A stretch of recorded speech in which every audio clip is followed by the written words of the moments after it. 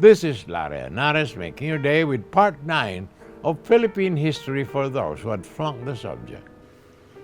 Chapter, subject to the law of resultant forces.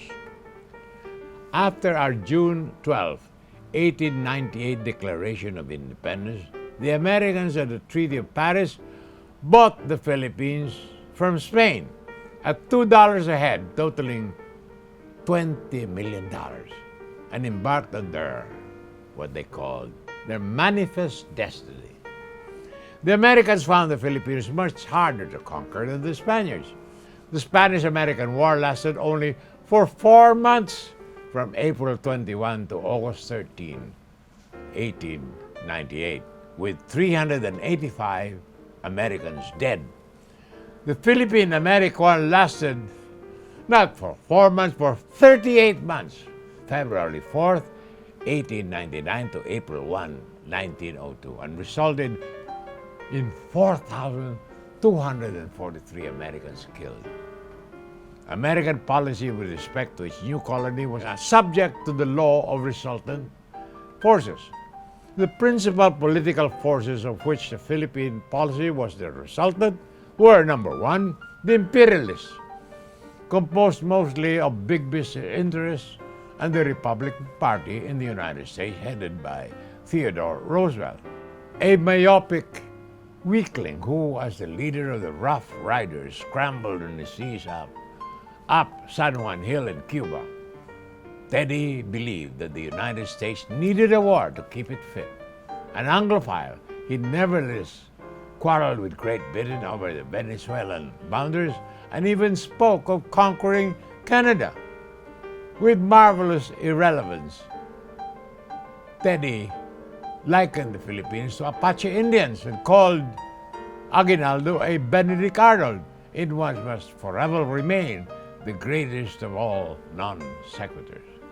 Then the number two force that resulted in American policy, the anti-imperialists, composed mostly of the Democratic opposition of the Bleeding Heart Society, led by William Jennings Bryan.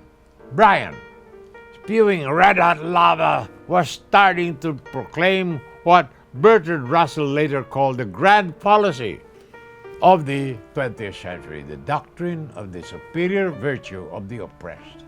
To Bryan, the Filipino was a noble savage.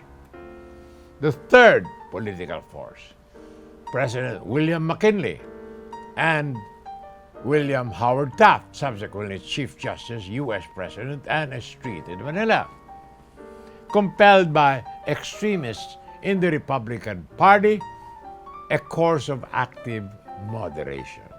More about this after these messages.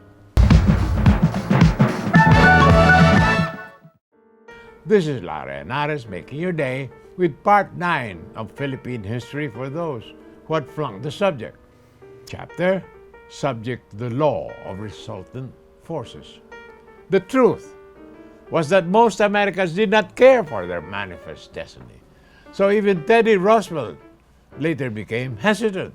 As the years went by, for a variety of reasons, the majority of Americans were determined to leave the Philippines, as the Philippines were determined to have them leave the Philippines. The only ones who wanted to stay were the big business interests at Rockefeller, Cabot Lodge, Procter & Gamble, General Motors, General Electric, the Citibank of New York. The troubled McKinley appointed 2 commissions, first headed by Jacob Gould Schurman, and a second one headed by William Howard Taft.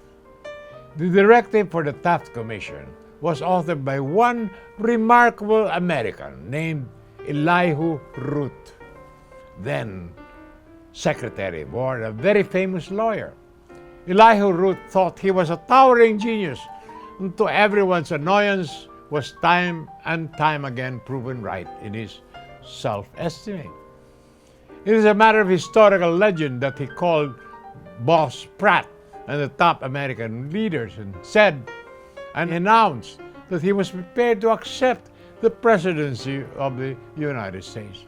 Informed that the American people would not elect him, Elihu Root testily answered, "Nonsense. Just inform them that I'm ready to accept them as clients They will leap at the chance. More tomorrow, my dear friends. This is Larry Anares, making your day, saying good day, God bless you. Thank you very much for being with us. Till next time, hasta la bye-bye.